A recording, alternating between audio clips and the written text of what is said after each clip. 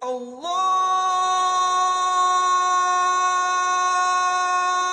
أكبر الله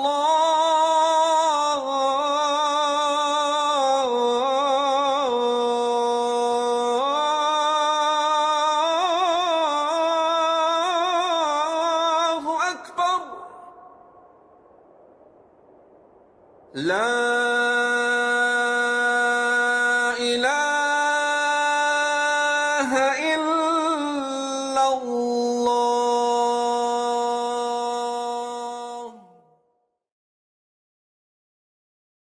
Sesungguhnya Allah amat menyukai mereka yang mengimarahkan masjid.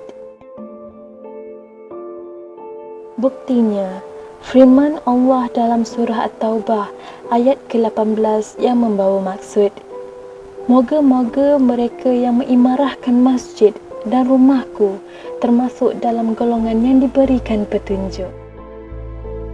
Selain itu, dalam surah Ad-Jin ayat ke-18 Allah berfirman lagi yang membawa maksud, dan bahawa sesungguhnya masjid-masjid itu untuk ibadah kepada Allah semata-mata. Berdasarkan dua firman tersebut, masjid memainkan peranan yang penting kepada umat Islam sebagai pusat beribadah kepada Allah. Rasulullah SAW pernah bersabda yang membawa maksud, dijadikan bagiku bumi ini sebagai masjid, dalam kurungan tempat bersujud. Hadis riwayat Al-Bukhari 438.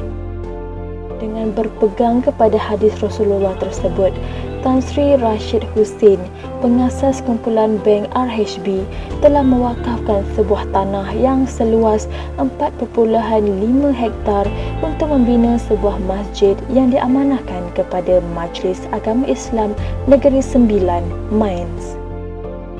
Saya sebagai pengurusi Majlis Agama Islam Negeri Sembilan menerima wakaf daripada Tan Sri Abu Bakar dan Sri Abdul Rashid bin Hussain kerana Masjid tersebut dikenali sebagai Masjid Sri Sendayan. Masjid yang terletak di Bandar Sri Sendayan, Siliau, Negeri Sembilan mula dibina pada tahun 2015 dan telah dirasmikan pada 20 September 2019 oleh Tan Sri Rashid Hussain.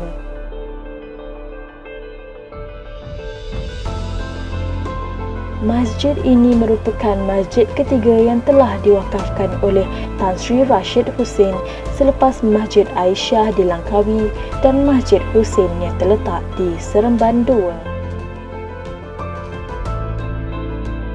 Masjid Sri Sendayan dibina sehingga menelan kos melebihi 100 juta ringgit Malaysia kerana kebanyakan elemen seni binanya dibawa dari luar negara seperti Turki, China, Maghribi, Dubai dan Mesir. Masjid Sri Sendayan mendapat gelaran Taj Mahal, Masjid Nabawi dan Masjid Kerajaan Uthmaniyah disebabkan oleh seni binanya yang mempunyai unsur Timur Tengah. Kebanyakan pengunjung sememangnya mengagumi keindahan Masjid Sri Sendayan kerana seni binanya yang membuatkan pengunjung seolah-olah berada di Taj Mahal dan Masjid Nabawi. Banyak orang cakap masjid memang cantik, memang betul-betul cantik.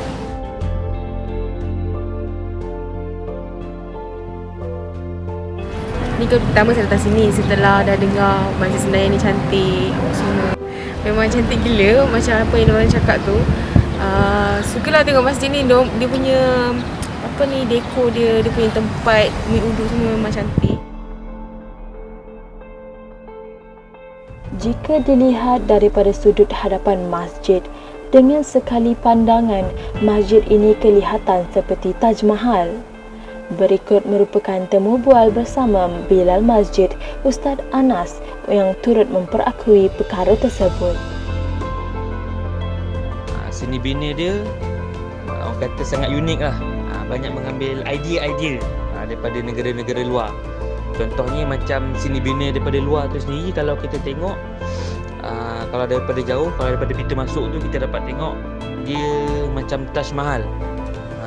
Dia tak adalah serupa 100%, tapi bila kita tengok sekali pandang, kita nampak macam Taj Mahal. Masjid Sri Sendayan, masjid yang tersegam indah di bumi Malaysia. Masjid ini mempunyai 3 ruang solat, iaitu ruang solat utama yang mampu memuatkan seramai 3,000 jemaah dan ruang solat kedua dan ruang solat wanita masing-masing boleh memuatkan seramai 800 jemaah pada masa yang sama.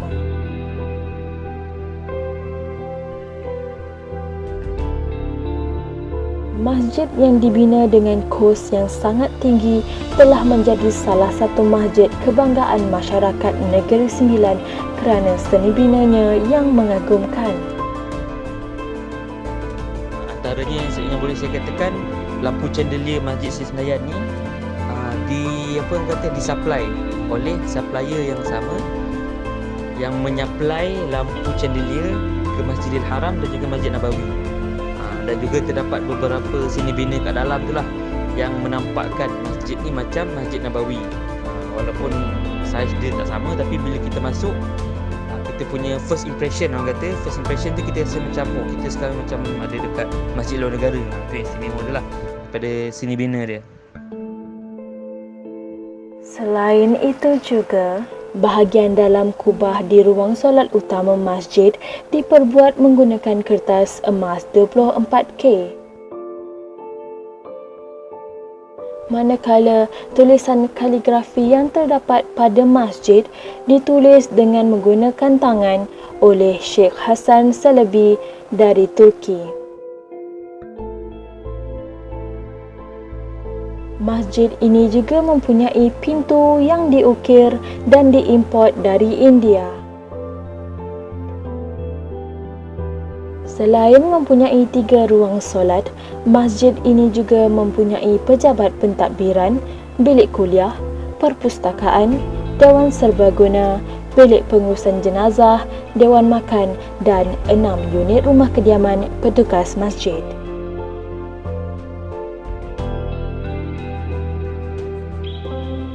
Masjid yang tersegam indah ini kurang mendapat pengunjung apabila perintah kawalan pergerakan dilaksanakan. Hanya 50 jemaah dibenarkan untuk memasuki ruang solat bagi menunaikan ibadah.